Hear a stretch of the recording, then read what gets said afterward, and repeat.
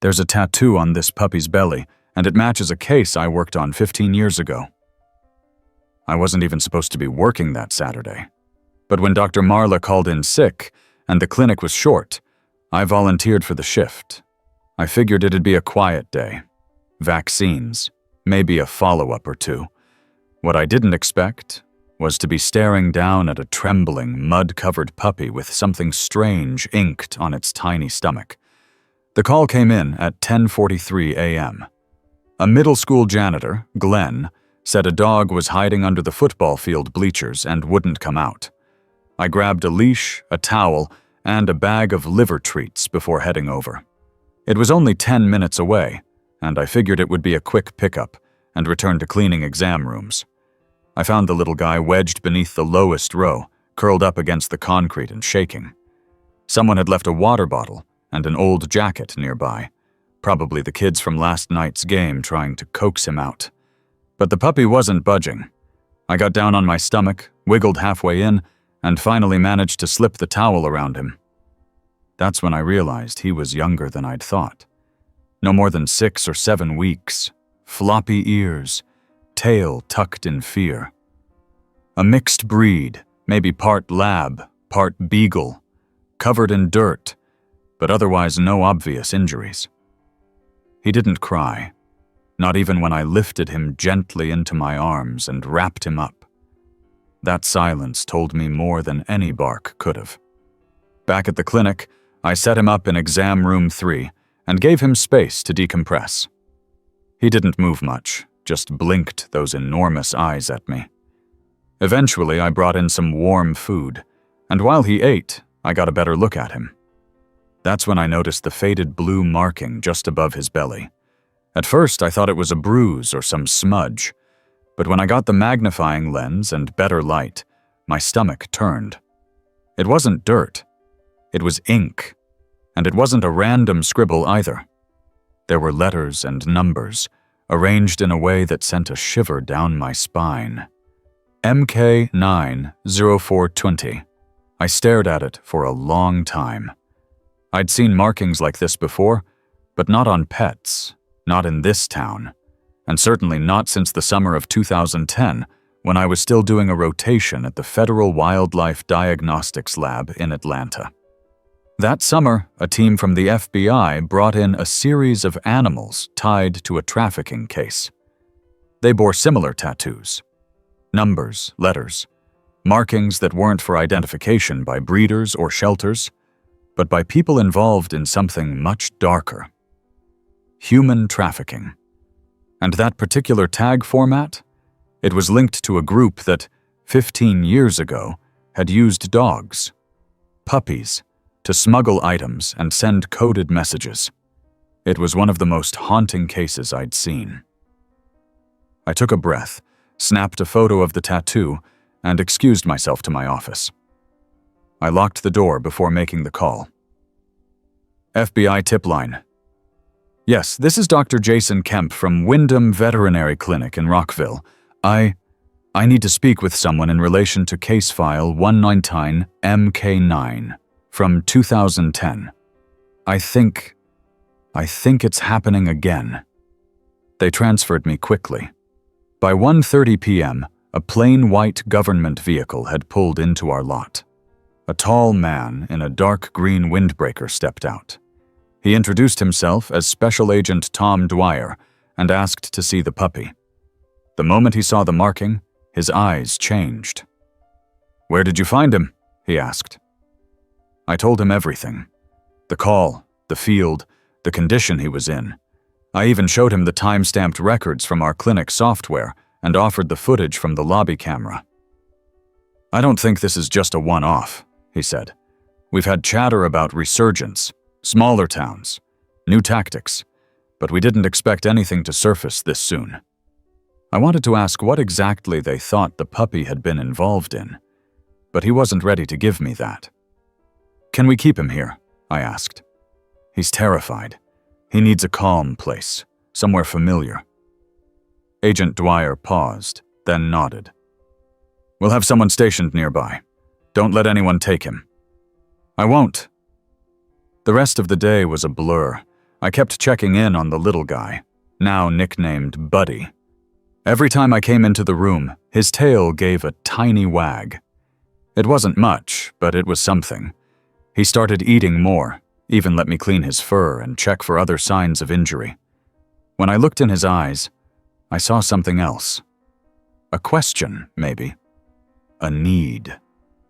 Sunday morning, the FBI came back. This time, 2 agents. They asked to take blood samples, paw prints, even a DNA swab. They brought a portable scanner and swept Buddy's body for chips or transmitters. Nothing turned up. "He might not have been used yet," one agent said. "Or he might be bait. We've seen them use animals as decoys. Get people to let their guard down." That made me sick. Monday morning, the story changed again. We got a visitor. Not an agent. A woman. Mid-40s, thin frame, hollow eyes. Her name was Ellen Sharp. She walked into the clinic holding an old photo. "I saw the story online," she said. "The picture of the puppy. I think he looks like the dog they had. The one they took from us." Us.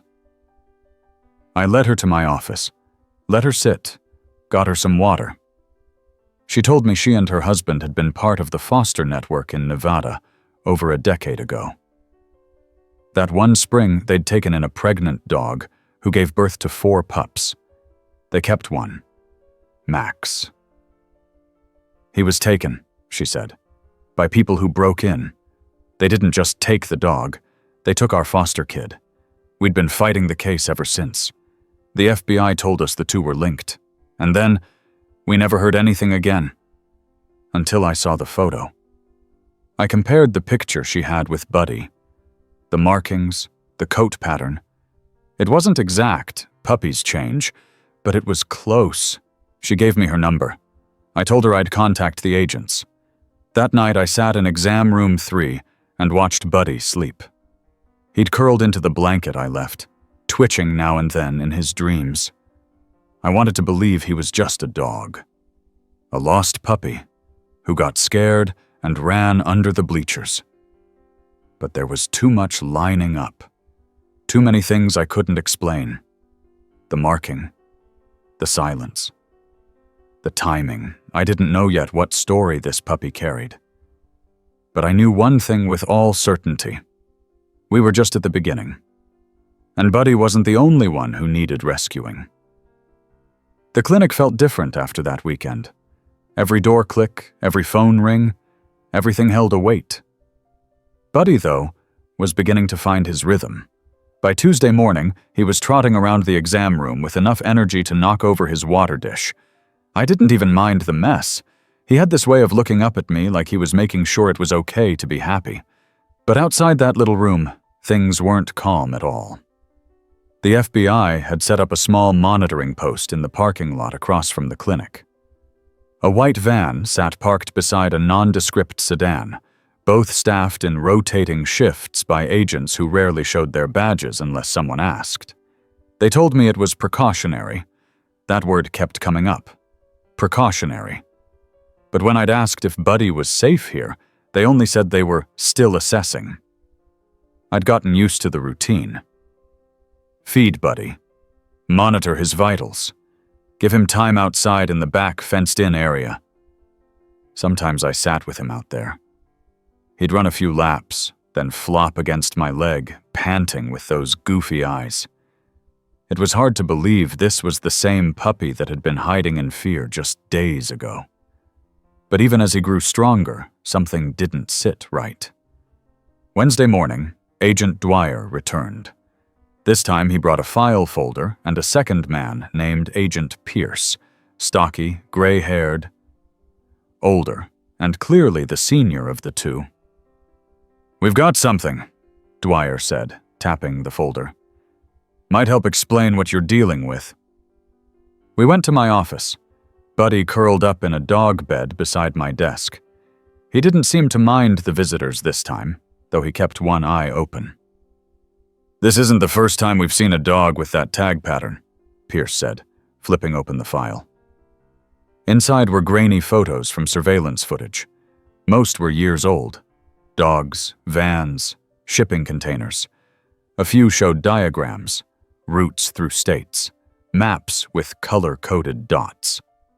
We believe the tag identifies a training batch, he continued. MK9 was a known prefix for canine-related operations used by a trafficking ring based out of Reno. They moved minors across state lines under the pretense of family relocation services. The dogs weren't just distractions. Some were implanted with tracking devices. Others were trained to respond to coded commands. Coded commands? I asked. Whistles, taps, certain hand signals. We've recovered training logs from abandoned sites. These weren't ordinary pets. They were assets. I looked down at Buddy. He had dozed off, nose twitching. So what does that mean for him? We don't know yet, Dwyer admitted. He could have been bred for the program. Or he could be the offspring of a trained dog. We're running DNA comparisons now. If he's linked to a specific lineage, we may be able to trace the handlers. Pierce leaned back. Until then, you need to keep him stable. If anything changes, behavior, health, anything, you call us immediately. I agreed and they left, but not before Pierce gave Buddy one last look. That dog might hold the key to a buried network. Don't underestimate what you've got. That night, I couldn't sleep. I kept playing everything over in my mind. The tattoo, the visit from Ellen Sharp, the agents, the maps, and Buddy, just a little pup, caught in a web he didn't ask to be part of. Thursday brought something new. A man came to the clinic just before noon. Said his name was Todd Crane. Clean-shaven, about my age, button-down shirt tucked into jeans that were too neat to be workwear. He smiled too much. "Heard y'all found a stray pup," he said, glancing toward the front desk where Buddy's temporary name tag was taped up. "Mind if I take a look?" "You looking to adopt?" I asked casually, stepping slightly in front of the door. "Nah, not exactly," he said. "Heard about him from a friend. Said he might be one of ours. I run a small rescue outside of Prescott. We had a litter go missing last week. Figured I'd check." "Do you have documentation for your rescue?" He blinked, just for a second. Not long enough for most people to notice. "Sure, I got some in the truck. Want me to grab it?" I nodded. "Yes, please." He walked out. I waited until he reached the door. Then I quietly moved to the back and hit the panic button under the desk. It was silent, no alarms, but I knew the signal would ping across the street. He didn't come back. By the time the agents responded, his truck was gone.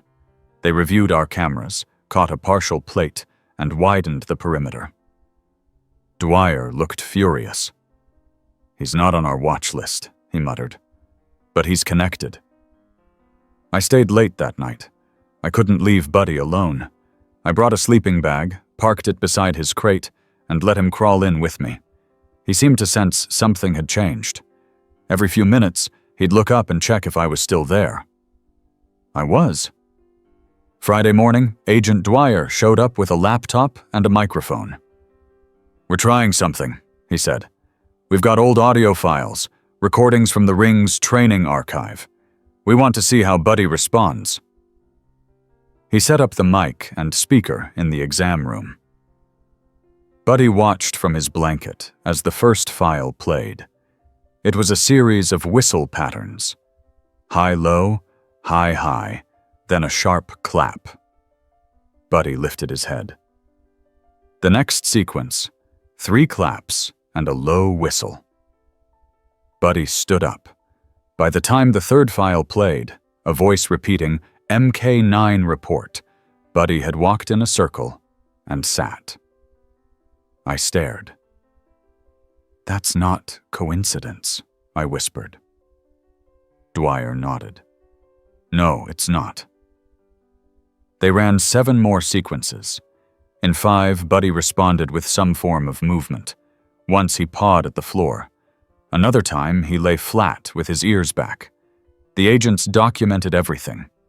When it was over, I sat on the floor and called him. He came right over, tail wagging slowly. "You're still just a puppy," I said, rubbing behind his ears. "No matter what they tried to make you." He licked my hand. Saturday brought sunshine and a short break in the tension.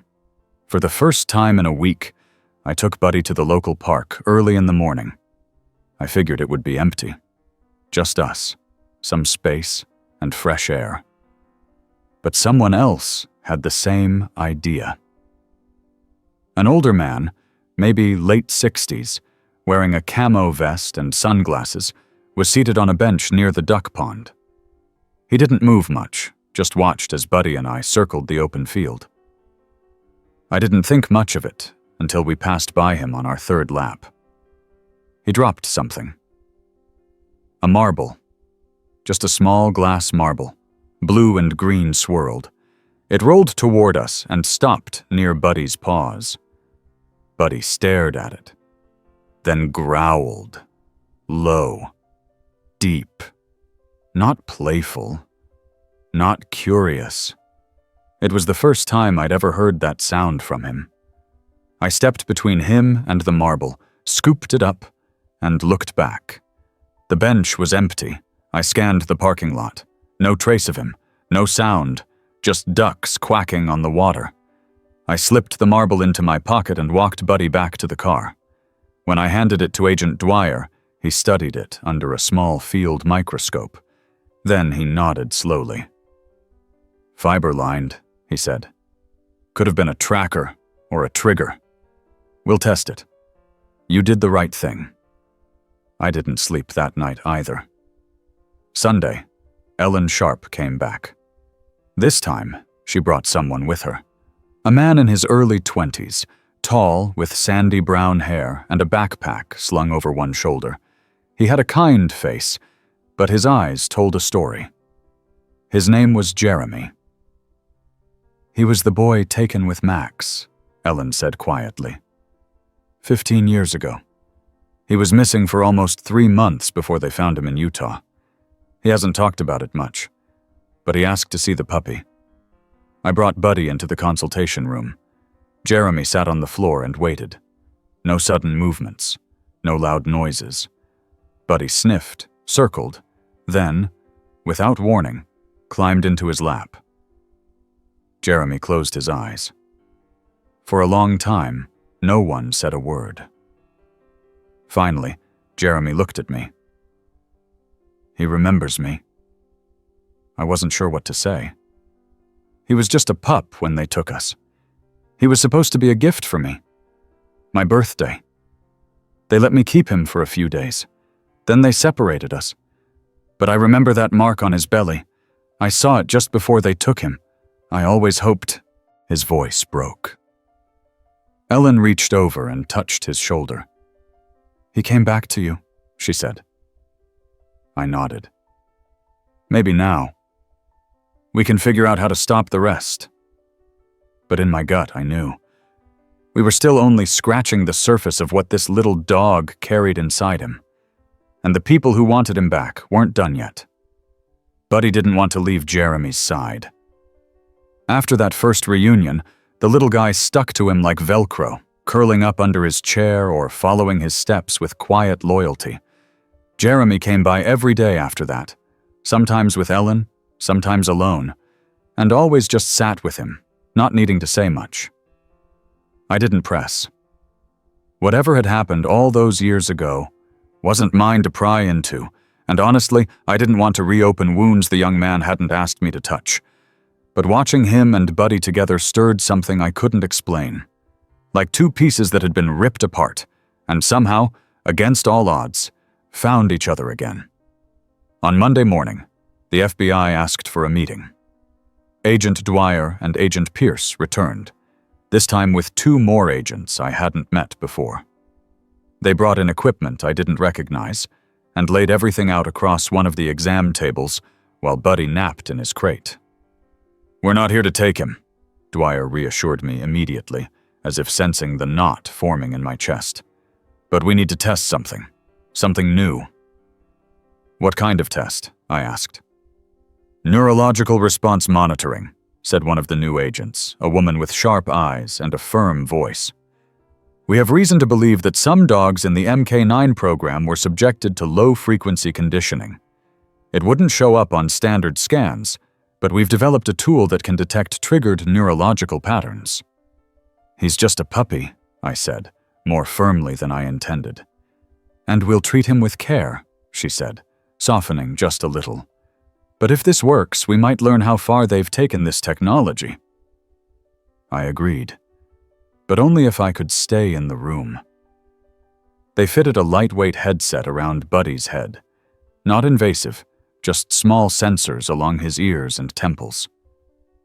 He didn't fuss. Jeremy was sitting right there beside him, whispering calm words, keeping him steady. Then the test began. One by one, they played audio clips, different from before. These weren't commands. They were tones, layered pulses at frequencies I could barely hear. Buddy flinched at the third one. His body stiffened. His breathing changed. A line on the screen went wild. "That's it," the technician said. "He's reacting. Something was embedded." "Do it again," Pierce ordered. They did. Same response. Tension. Stillness. Almost like he was bracing for something. But this time, Jeremy leaned in. "It's okay," he said softly. "You're safe now. It's not real anymore." Buddy looked at him, eyes wide, still shaking. Then he whimpered and collapsed against his lap. The machines recorded it all. When the session ended, the agents packed up their gear with grim faces. "That's enough for today," Dwyer said. "We're going to pull the audio patterns and cross-reference them with our archives." "Does this mean they were brainwashing dogs?" I asked. Pierce hesitated. "Conditioning, not brainwashing. But yes, training that crosses ethical lines. This was deeper than anyone thought." That night, I kept the clinic closed early. I needed time to process. Jeremy stayed behind with Buddy while I cleaned up. We didn't talk much until I heard him say, very quietly, "They used him to find us." I turned. Jeremy was stroking Buddy's back, his eyes distant. "Back then, when they took me. They brought Max to the motel a week later. Same eyes. Same look. I thought they were being kind, giving me comfort, but he barked when I tried to leave. Sat by the door, whined when I touched the phone. It wasn't training to love, it was training to control. He looked at me. "But this one, he's not like that anymore. They didn't finish the training. Maybe that's why he ran." I sat down beside him. Or maybe he was never meant to be like that at all. We stayed like that until the moon was high. By midweek, Buddy had become somewhat of a celebrity. Despite my best efforts, word had leaked to the local news, and now folks were calling non-stop, asking if they could meet him, bring him toys, donate to his care. I had to turn most of them away, but I couldn't stop the wave entirely. One caller stood out. His voice was slow, with a thick southern drawl. Said he was from a canine behavioral institute down near the Alabama border. Offered to take Buddy in for observation and training. Claimed to have worked with federal agencies before. "What's your name again?" I asked. "Call me Ray," he said. "Just Ray." The agents confirmed within hours. No institute by that name existed. Thursday evening, I got home late and found a package on my porch. No return address. Inside was a stuffed dog toy, a squeaky bone, and a note. It read, "You have something that belongs to us." I showed it to the FBI. "They're getting bolder," Pierce said, voice grim. "We'll increase patrol." Buddy stayed with me from then on. No more overnight at the clinic. I converted my spare room into a safe space for him. Pillows, toys, reinforced locks. He didn't seem to mind. He followed me around the house, sometimes curling up under my desk as I reviewed patient files late into the night. Friday brought a strange twist. A man came in holding a photo album. "I think I know where that dog came from," he said. His name was Martin Blake. Said he'd been a construction worker years ago in Nevada. Worked on a warehouse just outside of Reno, one that was supposedly for pet supplies.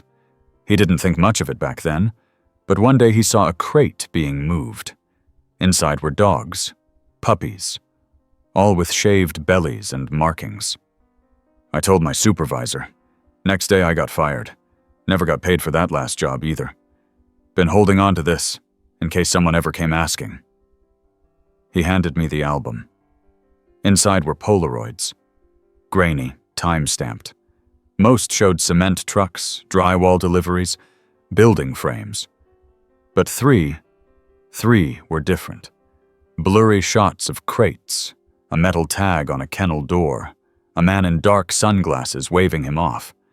I turned them over. On the back of one was a scribbled name, Cedar Haven Facility. The agents took it seriously. "We've been looking for that name," Dwyer said. "We thought it was destroyed in the raid. If we can find where they moved it, we might find the rest of the animals," Pierce added. Saturday morning, Jeremy asked me something that caught me off guard. "Can I stay here a while? Just until this settles?" "Of course," I said. He sat up on the couch, backpack beside him. Buddy nestled into the blankets at his feet. That evening, I came home to the two of them asleep.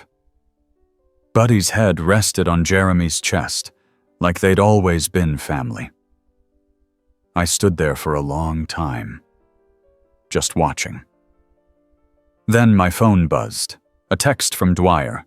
"Found new site. Possible Cedar Haven link. Need you and dog tomorrow." The message ended with an address. I stared at it, then looked at Buddy. Tomorrow would bring answers. But tonight was quiet. And I let it be that way. We arrived at the location just after sunrise. It was about 40 minutes outside Rockville, near an old lumber town that hadn't seen industry in decades. The building sat behind a rusted fence, half covered in creeping vines. A weather-beaten sign out front read, "Taylor Feed Supply," but that was a lie. Agent Dwyer confirmed it had never sold feed or supplies. There were two other unmarked vehicles waiting. One held a canine response team, two handlers with trained German shepherds, and the other had surveillance specialists. I parked my car behind the last one and unbuckled Buddy's crate. He let out a soft whine, already alert. Jeremy got out slowly and stretched. He'd insisted on coming, and the FBI allowed it under the condition that he stay within line of sight. The agents had taken a liking to him, I think. They understood that this was more than curiosity. It was closure, maybe even justice. Agent Pierce approached first. "We're going to sweep the perimeter. You'll come with us for the second wave once we secure the building. You bring the dog when we say so, not before." "Understood," I said. Buddy sat in my arms as we waited behind a small grove of trees. From where I stood, I could see the back of the building. A series of broken windows, two doors boarded over, one rusted out enough to peel. A metal vent clanged softly in the wind. It didn't take long. At 7:11 a.m., the front team signaled an all clear for the first floor. They entered with tactical precision, the shepherds sniffing ahead, handlers moving in a V formation behind them. At 7:29, Dwyer radioed me. "Bring the dog." I turned to Jeremy, who nodded. He stayed behind as I walked Buddy to the side entrance. An agent helped me up a short set of steps and into the main hallway. The smell hit me first. Must, mold, and something else. Faint, chemical, artificial. The walls were lined with old posters, some peeling, others sun-bleached. One read, "Safety starts with you." Another showed a cartoon puppy beside a crate. The message was smeared. Buddy didn't want to move at first. His paws stayed planted, his body lowered. "Take your time," I whispered, crouching beside him. Then something shifted. He lifted his nose, sniffed the air, and began walking forward on his own. We followed. He led us past 3 empty offices, then a break room with broken vending machines, then a stairwell. He paused there, looked up, and began climbing. 2nd floor, an office space long abandoned. Water stains across the ceiling, papers scattered like someone had left in a hurry. A few desks remained. So did a corkboard covered in Polaroids. Dogs, handlers, cages, all labeled in red marker. Buddy whined, then walked toward a half-open door. Inside was a small room with a desk, a filing cabinet, and a cot. Someone had lived here. A rusted coffee pot sat on a hot plate. A journal lay on the desk. Dwyer flipped it open. Notes, names, dates, short entries. Batch 0420 responded well to tone variant C. Subject 9, aggressive. Subject 11, passive. It was a ledger of experiments. Page after page, names replaced with numbers, treatments recorded like inventory. Buddy circled the cot. Then, to our surprise, pawed at the corner. A loose floorboard. The agents pried it open. Inside were 2 plastic bags sealed tight. One held syringes. The other, a small drive. Dwyer radioed out. "We found something. Secure transport. Get this to analysis." Buddy backed away and leaned against my leg. His whole body shook. I carried him out. Downstairs, the canine unit had uncovered another room, hidden behind a storage shelf. Inside were cages.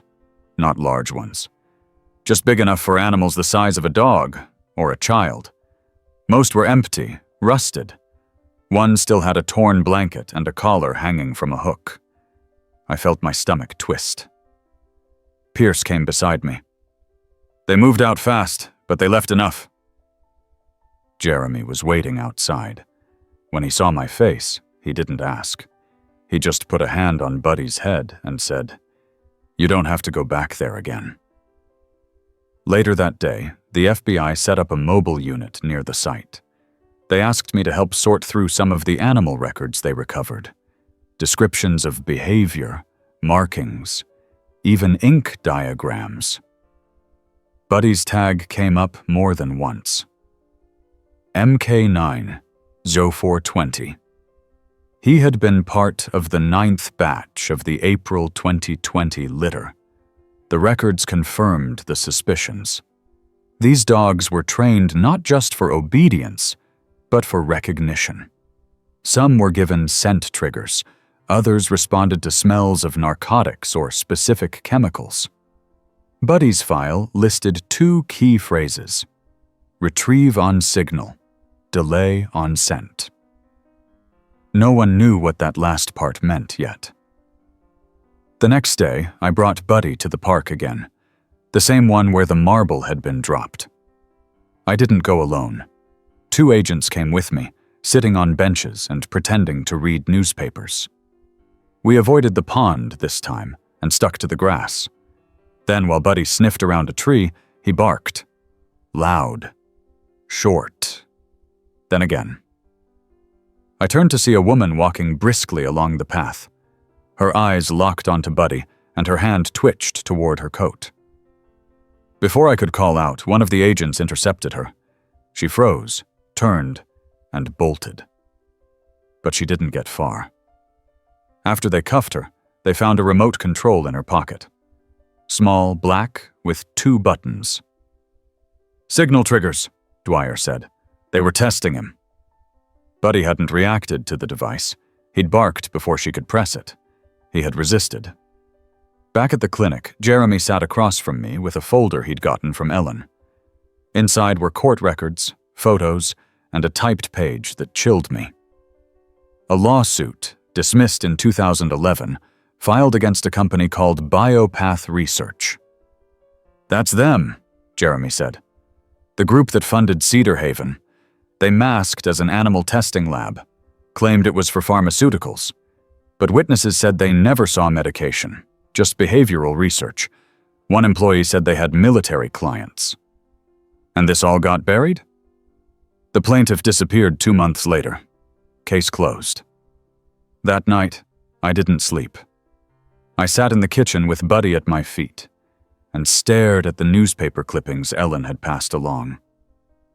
Names, dates, faces, all of them faded, but still very real. Buddy shifted in his sleep, then suddenly jolted up, growling at the window. I stood, pulled the curtain back. Nothing. But on the porch was another package. This time, it wasn't a toy. It was a flash drive. And a note. "You're looking in the wrong place. The answer is where it began." I called the agents. They swept the porch, checked for prints. The drive was sent to Quantico for analysis.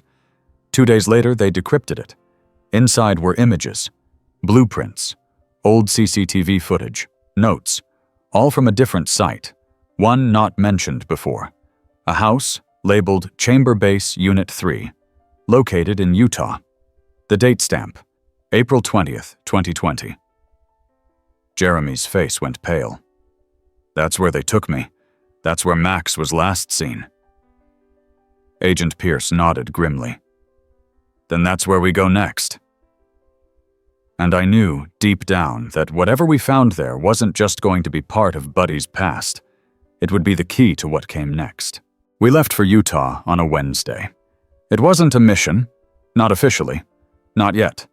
The Bureau called it a reconnaissance trip. Off the books. Agent Pierce, Agent Dwyer, Jeremy, myself, and of course, Buddy. They let me drive one of the Bureau's unmarked SUVs with government plates, and Buddy rode in the back seat on a bed of folded blankets and worn-out toys. Jeremy sat beside him, one hand gently resting on his side the whole time. We took turns driving. The miles passed in silence at first. But somewhere between Colorado and the Utah line, Jeremy opened up. "I remember the wallpaper," he said. "In the room where they kept us. It was peeling at the corners, blue and yellow stripes. One of the other kids, Noah, he used to count them to pass the time. There were 34 across the long wall. He said it helped him not cry." Pierce didn't say a word. He just kept his eyes on the road.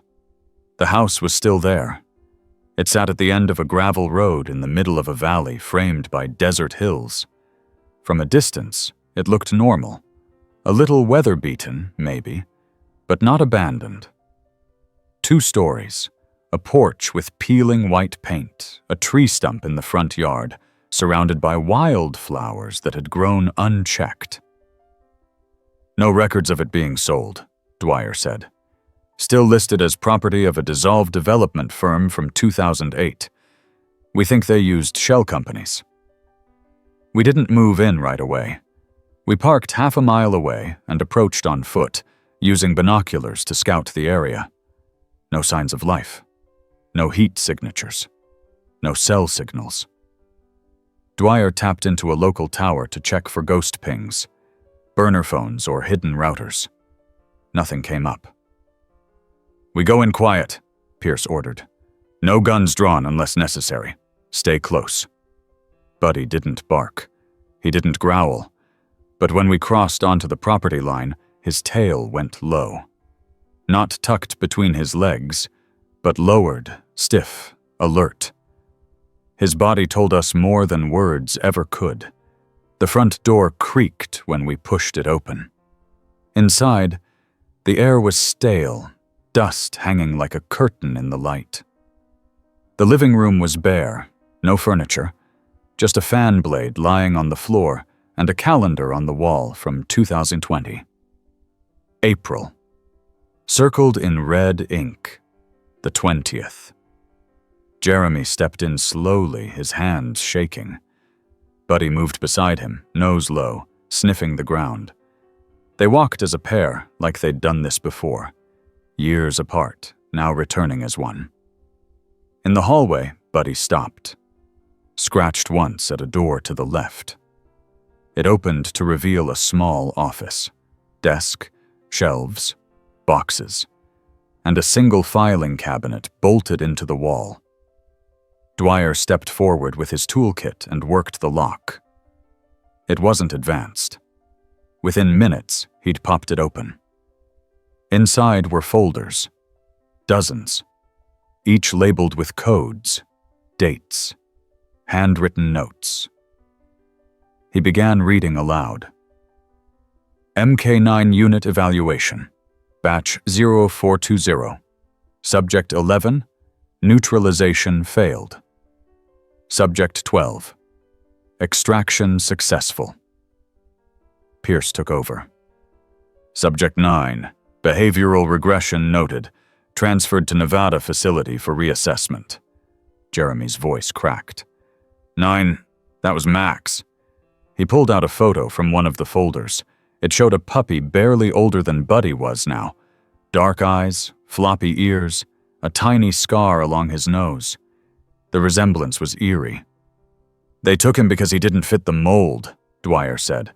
They needed obedience. If they didn't get it, they moved them, or worse. In the next room, we found crates, folded and stacked, metal bowls, leashes. One of them had a tag still attached, MK911. Then Jeremy noticed a vent near the ceiling. There was a crawl space, he said. One of the other kids told me they hid stuff up there. Said it was where the bad sounds came from. We pulled it open. Inside, wrapped in plastic, were several cassette tapes, labeled in smudged marker, report sessions, MK response logs, and one that simply read, fails. We didn't have a player, not then. So we bagged them, logged everything, and prepared to leave. Until Buddy barked. Once. Sharp. Direct. He ran to the back of the house, where a staircase led to a cellar door buried in the ground. He pawed at it once, then looked back. We unlatched it. The stairs creaked as we descended. It smelled like rust and mildew. The walls were concrete, and a faint light flickered above from an emergency bulb that somehow still had power. Along the far wall were cages. 6 of them. Empty. All marked with a single word. Hold. In the corner was a small wooden box. Inside? Photos. Of children. Of dogs. Of handlers.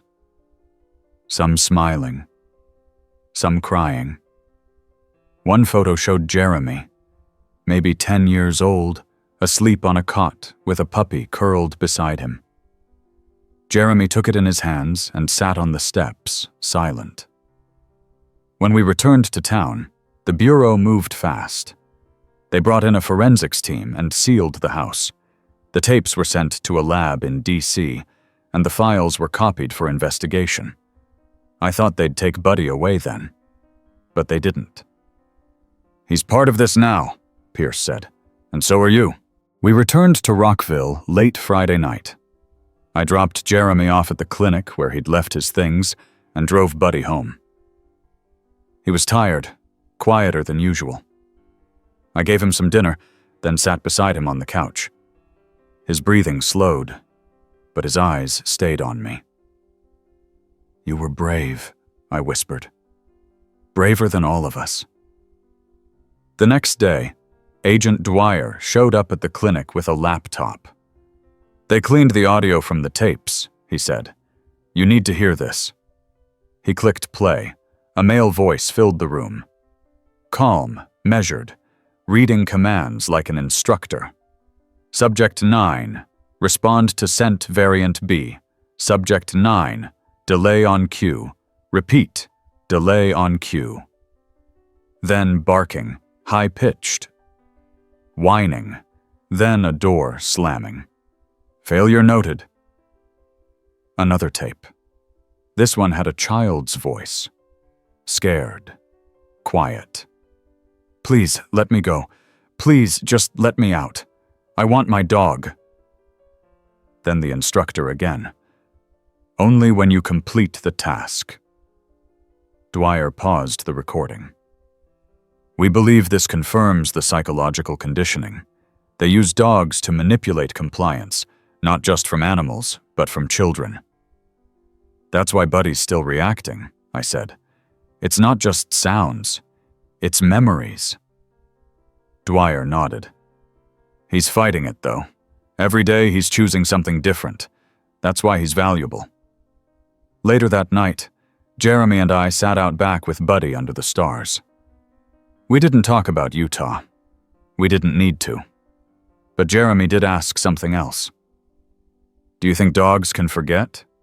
I looked at Buddy, chasing a moth lazily in the air. I think they remember what matters most. The rest, maybe it fades. He nodded, then added, I hope the same is true for us. I didn't have an answer, but I knew one thing. The past wasn't finished with any of us just yet. The following Monday started like any other day at the clinic. Appointments lined up, vaccines to administer, a couple of surgeries scheduled for the afternoon. But the quiet hum of routine didn't last.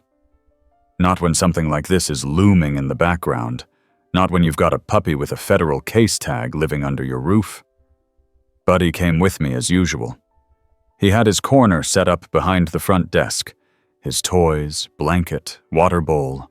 Most of our regulars already knew him by name. Some brought him treats, others just said hello with cautious fascination.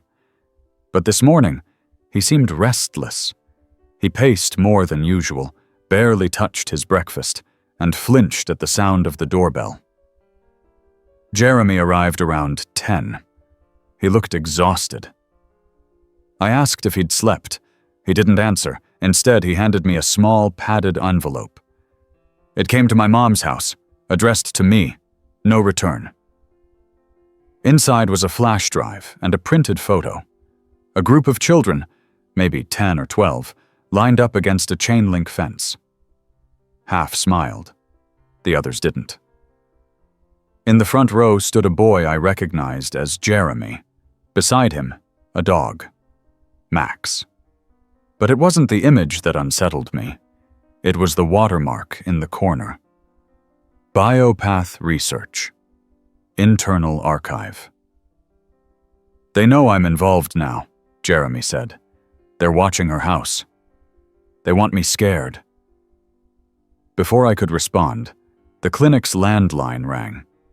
Not the public number, the emergency line, the one only the bureau had. I answered. We need you to come in, said Dwyer. Now. We left Buddy with my assistant and drove straight to the bureau's local field office. A drab building off Main, discreet but reinforced. We passed through 3 checkpoints before reaching the 4th floor. Pierce was waiting, arms crossed, expression unreadable. We decrypted the drive. Whoever sent it wanted you to see something. It's not just data, it's access. He led us into a conference room where a screen displayed dozens of folders, names, numbers, video thumbnails. What is this? I asked. It's a portal into the old Biopath network. Internal servers, research logs, surveillance feeds. We don't know how the sender got access, but it's real. The metadata checks out. Jeremy stepped forward. He pointed to a folder labeled MK9 Primary Cycles. They opened it. Inside were detailed training protocols, sound files, hormonal schedules, injection timelines, charts tracking cognitive behavior. They weren't just training them, Jeremy whispered. They were altering them, changing how they think. Genetic triggers, Pierce said. Conditioning beyond behavior. Selective breeding over multiple litters. Buddy might not just be trained, He might be biologically tuned to respond in ways we haven't seen yet. I felt a chill. So what happens when he hits whatever switch they built into him? That's what we're trying to prevent, Dwyer said. Which brings us to this. He clicked on a folder named Omega Responses. One video. No title. Just a timestamp. It showed a small, windowless room. A dog sat in the center, tethered, ears down, silent. A man entered. No face shown, just gloved hands holding a device. He pressed a button. The dog collapsed. Jeremy turned away. Dwyer stopped the video. We think the device is a proximity-activated suppression tool. If the dog responded incorrectly or showed signs of disobedience, it triggered neurological shutdown. Temporary, but repeated use could be fatal. Do you think Buddy was implanted with one of those systems? We scanned him. No devices found. But the behavioral triggers, they don't need a device. Just exposure. Back at the clinic, I couldn't stop watching him. Every head tilt, every tail flick. Was it natural? Was it learned? Was it manipulated? That night, Jeremy stayed over again. He didn't say much, neither did I. We just watched Buddy chase a toy across the living room and collapse on the rug with a happy grunt. He doesn't know any of this, Jeremy finally said. He just wants to be loved. Then we love him, I said. That's the only thing we can do. Tuesday brought another twist. Dwyer called just after sunrise. We found something in the files. A name. Dr. Alan Vexler. He was a behavioral biologist listed in early biopath contracts. Disappeared in 2011. Disappeared? Until last week. He used a fake ID to buy veterinary sedatives from a supplier in Montana. We tracked him to an off-grid cabin in Idaho. And get this, he's got dogs. Multiple, unregistered, all tagged with MK series codes. What do you want from us? Buddy might be able to reach them. These dogs don't respond to people, but they might respond to him. I didn't like it. It felt like bait, but Jeremy agreed. If we don't go, they'll kill them, he said. Or worse, try to use them again. So we went. The cabin was miles into the woods, a rough trail, barely visible from the road. We arrived under cover of dusk, with bureau agents positioned at strategic points around the perimeter. From the edge of the woods, I saw them. 5 dogs, all sitting in a clearing, all silent. They didn't move as we approached. Buddy didn't bark, he didn't whine. He just walked slowly toward them, stopping a few feet away. Then he sat. One of the dogs, a larger shepherd, stood, approached, sniffed him, and wagged his tail. The others followed. One by one, they circled Buddy. No growls, no signs of fear, just quiet recognition. Then a shout rang out from inside the cabin. "Leave them alone! They're mine!" A gaunt man in his 60s burst through the door, wild-eyed, holding a flare gun. But before he could aim, he collapsed, tackled by one of the agents from behind. They secured him, hauled him to the waiting vehicle. He screamed the whole time. "They're the future! You don't understand! They're better than people!" I watched as Buddy sat quietly in the grass, surrounded by dogs that had once been trained for silence, obedience, and control, but who now simply sat beside him like brothers at rest. We brought all of them back.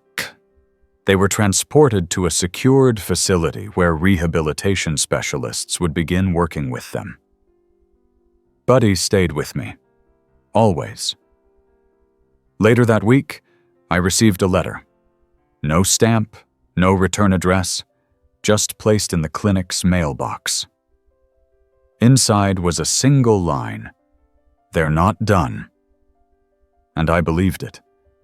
But I also believed something else. Neither were we. Jeremy moved into the spare room at my house permanently after Idaho. Not because it was safer, though the agents had quietly advised it, but because none of us wanted to be alone anymore. Something had shifted since that mission. A realization, maybe, that what we were dealing with wasn't going away, and neither of us was willing to let Buddy face that alone. Buddy seemed to sense it too. His restlessness had quieted after the trip. He stopped pacing, started eating more, even played longer with the chew toys scattered across the floor. But his eyes still lingered at the windows when it got dark, and he still bristled when he heard the sound of tires on gravel. By Friday, the Bureau had completed their preliminary interview with Dr. Alan Vexler. According to Pierce, the man hadn't cooperated much, but they'd gotten confirmation of something deeply unsettling. Vexler hadn't been working alone. He wasn't some disgraced scientist hiding in the woods. He'd been checking in regularly. With someone. Or some group. Encrypted calls, flash signal communication, financial backing through offshore crypto wallets.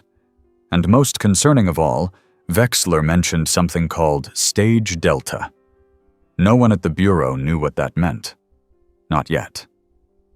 Saturday morning, I arrived at the clinic to find a package on the front step. It was thin, in a padded yellow envelope, with my name handwritten in blocky letters. No postage, no sender. Inside was a single photo, an aerial shot of what looked like a research compound. Fenced-in perimeter, watchtowers, several long buildings, and something that looked like a small airstrip. On the back, one sentence. They built a new one. That night, we met with Dwyer and Pierce in my living room. Maps were spread across the coffee table. Jeremy was on the floor with Buddy curled at his side. "Where is this compound?" Jeremy asked. Dwyer tapped the image. "We believe it's in New Mexico. The satellite metadata shows a stretch of land near the edge of Carson National Forest. The terrain's isolated, no nearby roads. Wouldn't show up unless you knew where to look." Pierce spoke next. Vexler referenced it once in his notes. "New unit will transfer to Delta site upon readiness.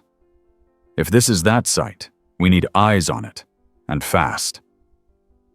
I didn't ask what they meant by new unit. I already knew. Buddy sat up and looked at me, then at the photo. "He wants to go," Jeremy said. "He knows this matters." I nodded. "Then we go." The Bureau moved us under full protective protocols. We were issued temporary IDs, burner phones, GPS tags. Buddy had a tracking collar and a Kevlar-lined travel crate. Not that he ever stayed in it. We flew out Monday morning on a quiet military plane from a private airstrip. By noon, we were on the ground in New Mexico. The terrain was rough.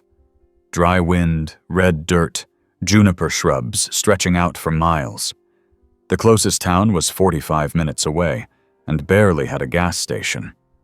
We set up in a safe house, an old ranch-style building with boarded windows and reinforced locks. Surveillance teams began operating out of a mobile unit parked beneath a camo net beside the barn. By Wednesday, the compound had been located, hidden in a low valley surrounded by cliffs. Drone footage confirmed motion, vehicles coming and going at night, armed personnel walking the perimeter. No obvious animal pens, but one of the long structures had a ventilation system larger than standard for human habitation. They were keeping dogs in there. Thursday night, Buddy started pacing again. I found him staring out the barn door, ears stiff, nose twitching. "Something's wrong," I said. Jeremy walked in, rubbing sleep from his eyes. "What is it, Bud?" Buddy whined, then barked, twice. Dwyer got the alert on his earpiece. "What did he do?" I repeated it. He turned pale. That was the alert signal, from the MK9 training files. 2 barks, spaced 3 seconds apart. It means danger nearby. Pierce rushed in. Prep the team. We've got movement. Outside, the night vision cameras picked up heat signatures approaching the safe house. 3 figures, one carrying something heavy. The agents surrounded the property, ready. At 1:03 a.m., the first intruder crossed the field. Buddy growled. I held him back while agents moved silently through the shadows. The intruders were caught within minutes. 2 men, 1 woman, all dressed in civilian clothing, all carrying tools, a crowbar, a coil of wire, and a tranquilizer gun. They weren't common criminals. We're just here to retrieve property, the woman said. What property? Dwyer demanded. She looked directly at Buddy. The dog. They were taken into custody, but their phones had no data. Their wallets were burner accounts, and each had the same word tattooed behind their left ear. Delta. That morning, Buddy wouldn't eat. He sat at the window for hours. By nightfall, we were preparing for something bigger. We're going to breach the compound, Pierce said. Tomorrow, pre-dawn, we've got federal authorization, satellite surveillance, and backup teams. But we're going in light. Too much risk to go full force. You want Buddy to come? I asked. No, we need him to lead.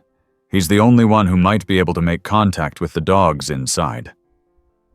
I looked at him, sitting by the window, head tilted, watching the stars. He'll go, I said. Friday morning, we moved. The trucks rolled out before sunrise. Camouflage netting covered the convoy. We drove without headlights through dirt paths, following coordinates and waypoints pre-mapped the night before. The air was still, tense. We arrived at the ridge overlooking the compound at 4:41 a.m. Drones were already in the air. Sniper overwatch established on the eastern cliffside. Team 1 breaches the west building, Dwyer said. Team 2 follows to secure detainees. Team 3 goes for the kennels. Jeremy and I were in Team 3. Buddy was with us, wearing a padded harness with a camera attached. Not for surveillance, just so the team could monitor his movements from the van. At 5:02, the operation began. Explosives took out the gates. Flashbangs followed. Screams echoed across the valley. Inside the main building, rows of cages lined the hallway. Dogs, maybe 30. All silent. All unmoving. Why aren't they barking? Jeremy asked. I didn't answer. Buddy walked forward. He stopped at the first cage, looked in, whined. The dog inside, a thin husky mix, lifted its head. Then its tail thumped once, then again. Buddy barked. 3 times. The rest of the dogs moved. Some stood, others sat. All looked at him. A wave of motion followed as one by one they began to wag, then bark, then push at their cages. We opened the doors. None of them ran. They walked beside Buddy, like they knew him, like they remembered something buried deep within their minds and chose to follow it. Outside, gunfire broke out briefly. One of the guards resisted. He didn't last long. By 5:27, the compound was ours. But we knew this wasn't the end, just the next piece of something deeper, something still hiding beneath the surface. As the sun rose, Jeremy sat on the ground with Buddy curled up in his lap. Around them, more than 24 dogs lay peacefully, eyes closed, safe for the first time in their lives. And somewhere in the distance, a satellite picked up another signal. A new location. Another facility. And that same word again. Delta. The Bureau moved fast after the New Mexico raid. Within 48 hours, the compound had been completely dismantled. The surviving personnel were transferred to federal detention centers, the dogs transported to a specialized animal rehabilitation facility in Colorado, and the site scrubbed of all tech, files, and traceable hardware. But the real shock came not from what was found, but what was missing. There were no files on Stage Delta. None. Not in the computers, not in the drawers, not even mentioned in the logs from Dr. Wexler. It was like that part of the operation had existed somewhere else, like the entire New Mexico compound had been a distraction. A decoy. That Saturday, I returned home with Jeremy and Buddy. The safe house was decommissioned, and the agents dispersed back to their posts. But I felt a weight I couldn't shake. Not because the raid had gone wrong, but because it had gone too smoothly. Buddy was calm, but too calm. He didn't whimper in his sleep anymore. He didn't bristle at strange noises. It was as if something had shut off. He still responded to commands, still wagged when Jeremy scratched behind his ear, but there was a distant look behind his eyes now, like he was listening to something we couldn't hear. On Sunday, I found a letter taped to the inside of my clinic's back door. No paper trail doesn't mean no program under Stage Delta. Nothing is written. A friend. There were no fingerprints. No camera caught the person who left it. Just that message. Jeremy and I brought it straight to Dwyer. He read it, then handed us a tablet. "You need to see this. We picked up a burst transmission last night. Military-grade encryption, but we broke it an hour ago. It's short, one phrase." He pressed play. A voice, female, distorted, spoke just 6 words. "Begin Stage Delta. Target. Subject 9. "They're not done," Jeremy said quietly. "No," Dwyer replied. "They're escalating." We knew what Subject 9 meant. It meant Buddy. The next week passed in a blur. The Bureau set up a mobile surveillance unit outside my house again. We were assigned a rotating protective detail, 2 agents on site at all hours, 1 in plain clothes in the clinic lobby. Jeremy started sleeping in short bursts, waking up with a notebook full of scrawled dreams, half memories from his time in captivity. Buddy began pacing again, ears twitching at static noises or faint hums from the fridge. On Thursday, everything changed. A whistle came in the mail. Small, silver, ordinary looking. The kind you'd see on a coach's lanyard. But it came in a black box, velvet-lined, and attached to a card that simply read, "Blow this. See what happens." I didn't want to, but we had to know. We brought it to the Bureau's soundproof room. Buddy came in, tail tucked. Jeremy stood beside him. I blew the whistle once. No sound. To us, anyway. But Buddy collapsed. His legs buckled like a puppet cut from strings. His head twitched once, eyes locked open. No growl, no bark, just stillness. Jeremy dropped beside him, shaking him, calling his name. Nothing. Then just as fast, it ended. Buddy blinked. Took a breath. Rolled onto his side, confused, but unharmed. "They activated him," Dwyer said. "Stage Delta isn't just a location. It's a condition. A set of triggers buried so deep most dogs wouldn't even live long enough to respond. But he's different." We scanned him again. Still no chip, no implant. "Then how—" I started. "It's in the breeding," Pierce said. "Wexler said it in one of his logs. Genetic preconditioning. They weren't trying to control dogs. They were trying to build them." We returned home that night, shaken.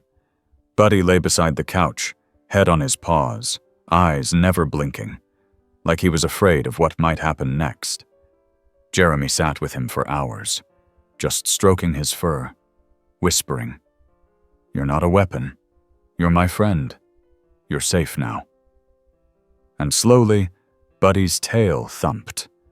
once, then twice. But the next morning, the air changed again. A courier delivered a package to the clinic, no return address.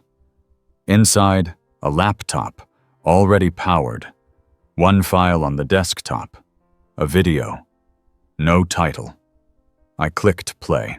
A man appeared on the screen. Mid-50s. Pale. Gray beard. Lab coat. He spoke directly to the camera. "If you're seeing this, then the Bureau has failed.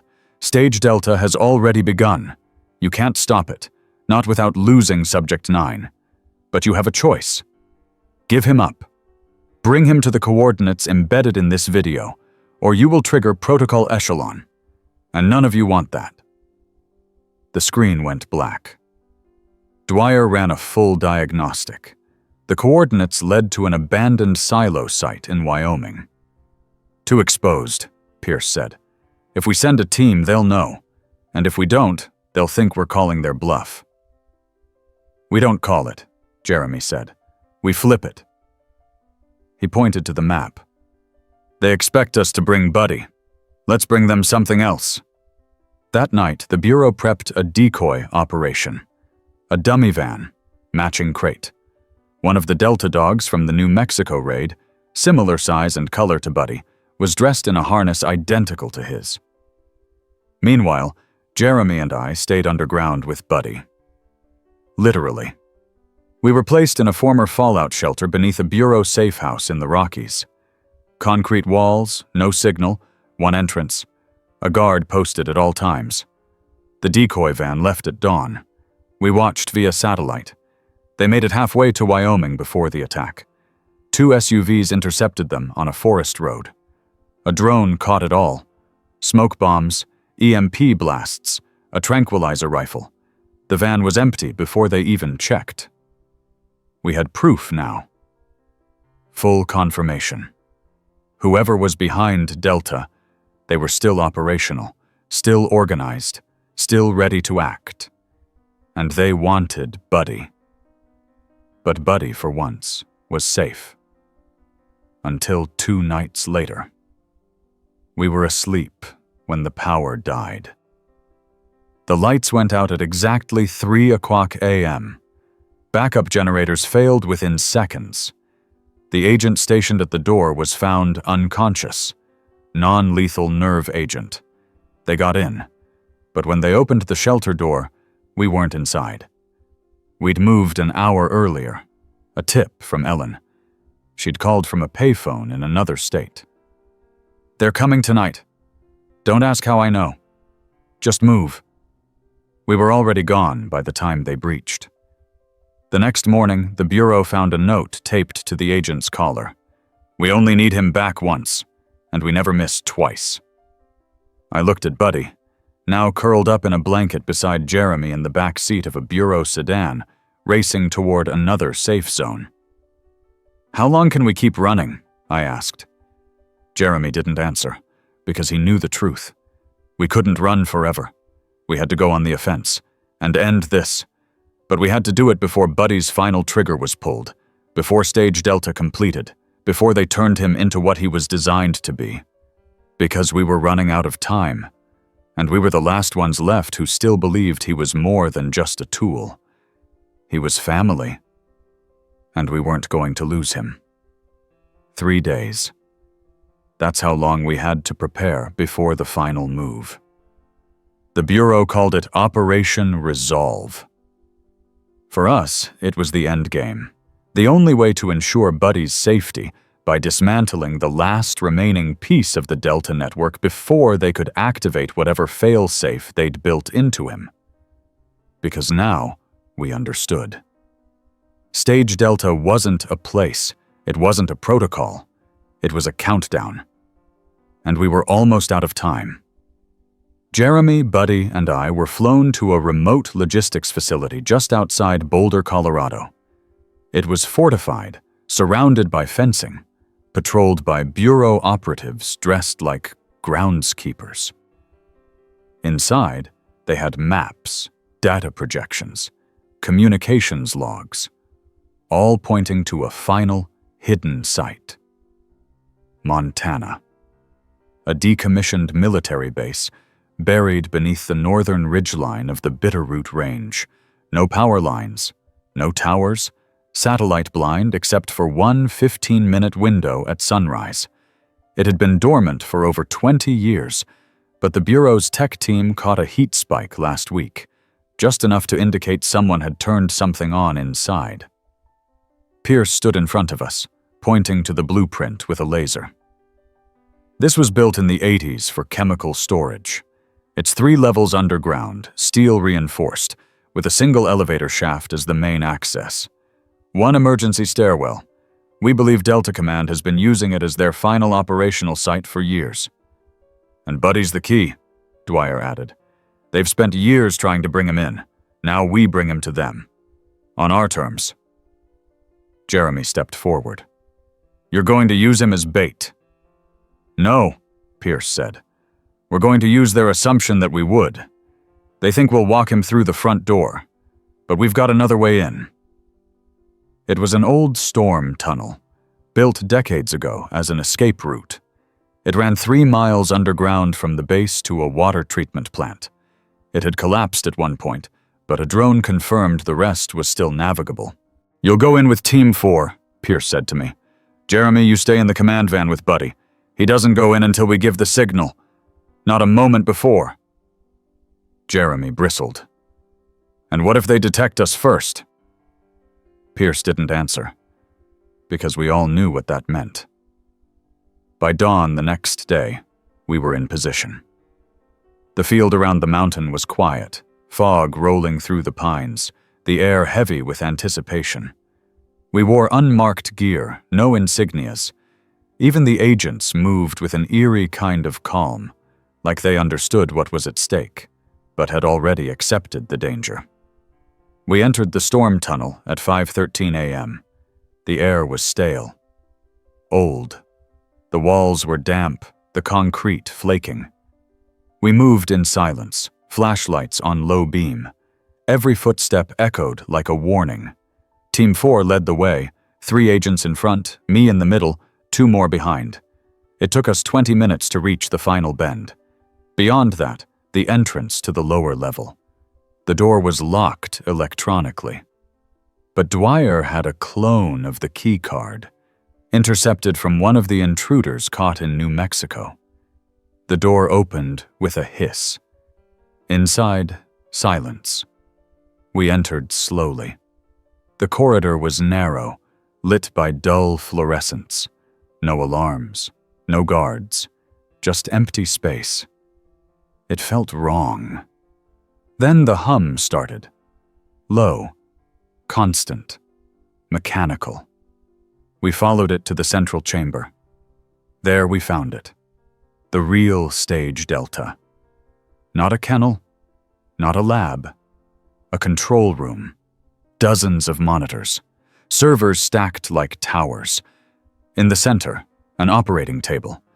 And above it, a suspended frame with robotic arms, each outfitted with surgical tools. Beside it stood a man. Gray suit, clean-shaven, calm. He turned slowly. "You're early," he said. No one spoke. He continued. "I wondered if you'd actually come. The dog. You've taken good care of him. He's exceeded projections." Dwyer stepped forward. "You're Alan Gray, founder of Biopath." Gray smiled. "Founder, financier, designer, we all wear titles. But yes, that's what they used to call me." I felt my pulse rising. "You built this for him." "I built this for them, but he was the best, the one who resisted longest, the one who wasn't broken." "Because you failed," Jeremy's voice echoed through the comms. Gray turned toward the camera. "Ah, Jeremy, we missed you. You were always smarter than the others, but this isn't about you. It's about finishing what we started." He tapped a panel on the console. The lights dimmed. One screen lit up, a heartbeat monitor. "You brought him, didn't you? He's nearby, I can feel it. He knows he's meant to be here. Dwyer raised his rifle. Step away from the console. Now. Gray didn't move. You can't stop it. His code is already written. The trigger isn't just sound, it's presence. The moment he steps inside this chamber, the command sequence begins. Jeremy's voice cracked through the feed. Then we're not bringing him. Oh, Gray said, smiling. But you already did. The chamber lights flared. From the hallway, a whimper. Buddy. He had slipped past the perimeter. He was in. Jeremy shouted. I ran. Buddy stood in the doorway, tail low, eyes locked on Gray. Good boy, Gray said softly. Then everything changed. The monitors exploded with data. Numbers, graphs, neural patterns. The robotic arms above the table powered on. Red lights blinked in sequence. He's initiating the imprint, Dwyer shouted. We have to shut it down. Gray reached for the console. I tackled him. We slammed into the floor. The agents moved in. One disarmed the panel. Another jammed the override key into the emergency slot. The hum stopped. The lights died. Buddy whimpered, then lay down. Still, but breathing. Gray didn't fight. He just laughed. You think this ends with me? We were never building a product. We were building a lineage, and you've just killed the last chance to control it. He looked at Buddy. You set him free. And somehow that was worse. The Bureau secured the facility. Every hard drive, every note, every diagram. Gray was taken away. Silent now. Staring at nothing. Outside, the sun rose slowly over the ridge. Jeremy sat in the field with Buddy on his lap. He said nothing. I joined them, knees sinking into the cold grass. Buddy looked between us, then pressed his head into my chest. And for the first time since all this began, I felt something I hadn't dared believe. Peace. In the weeks that followed, the Bureau cleaned house. The remaining Delta cells were tracked and dismantled. Every rescued dog was rehomed, monitored, loved. Buddy came home with us. He still woke up some nights, still paced when the wind howled through the trees. But he always came back to us, always settled into the couch, blanket half-tangled, Jeremy snoring beside him. We kept the whistle, sealed it in a case, not as a threat, as a reminder that he'd survived, that they lost, and that sometimes the strongest heart isn't built, it's chosen, because he was never their creation. He was ours, and he was free.